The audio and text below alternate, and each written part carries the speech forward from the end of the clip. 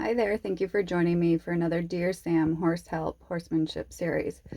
This week I wanted to mention something about patterns. So often people wind up without realizing it, falling into habits and patterns in the interaction with the horse. Sometimes it's intentional, but more times than not, in the everyday interaction, humans wind up creating these patterns where unintentionally they start to teach their horse to anticipate, whether it's the time of day that they work with the horse, time of day that they feed, maybe when a horse gets turned out if they're kept in a stall, where they tack up, where they mount, where they dismount, maybe how they approach if they're riding in an arena, if they're riding out on the trail, if they approach in the same place and come home the same way. There's lots of different opportunities for unintentional patterns to be created. And what I find often as people reach out for help and tell me, how good their horse is during X, Y, and Z at the beginning of the interaction, but then often later in the interaction or later in the ride, it feels like, the horse is a completely different horse, or often how great the horse is at home, but then when they trailer out maybe to a trail ride or a clinic or an event or whatever, that it feels like they wind up having a very different horse. And one of the what could be many contributors I find is that people are in a habitual kind of mindless state during what seems like uneventful or insignificant interaction with the horse, such as when they go to catch the horse, when they halter the horse, when they lead the horse, when they leave the horse tied, when they're grooming and tacking up the horse.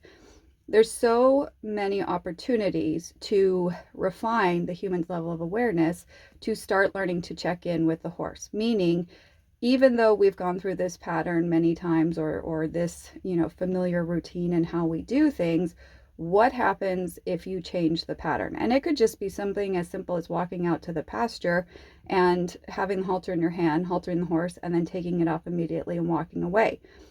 You can do very, very little subtle changes, and you're going to start to see a whole lot of feedback from your horse. And the point of these scenarios of checking in and recognizing first, before you ever get near your horse, how do you do things the way you do, and why do you do them the way you do, and how often do you change what it is that you do in the interaction.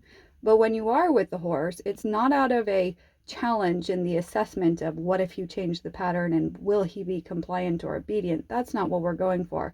But what you might want to consider is how little it takes for your horse to get bothered if you start changing the patterns in what I'll call the basic interaction, and to recognize that those subtle changes in you are such a massive trigger in your horse, whether he chooses not to participate anymore, whether he becomes very emotional and physically reactive or dramatic in his behaviors. There's all kinds of things, whether he starts to carry tension and anticipation.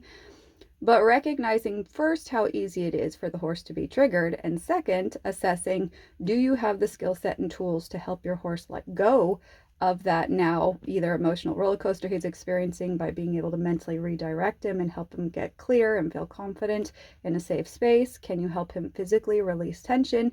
And if you can't, then imagine now you've triggered the horse. Now he's emotional, maybe offering unwanted or excessive behaviors because of his mental anticipation. And then what if you were to ask more of him? And again, this is not about challenging the horse or trying to create a stressful situation for the horse. But I find most people are unintentionally not honest enough with themselves in recognizing where there are massive holes in the interaction with the horse. And often it comes from a place of convenience. It's convenient to always get on in the same place because then I don't have to lug the mounting block around. It's convenient to tack them up in the same place because then I don't have to move my tack or come up with something different. I only have so much time, so I have to hurry up and catch the horse and get done with whatever it is that we're about to do, rather than changing up what I'm doing or how I'm doing or what I'm asking. Notice if these are in your thoughts, if as you start to observe the horse, if this is part of what's influencing your interaction, and you need to prioritize taking the time to start to be able to make changes where it doesn't create a mental, emotional, or physical trigger for your horse. Why? Because we want to keep you and your horse safe.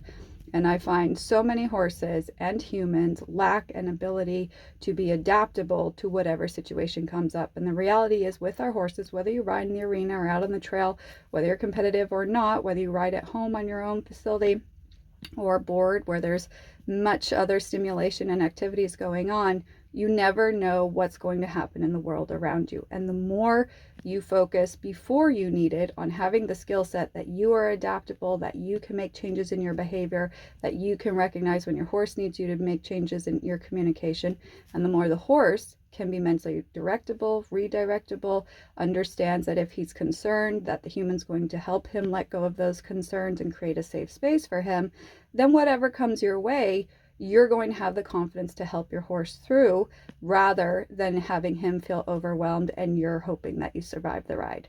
I'd love to hear your thoughts. Thank you for joining me.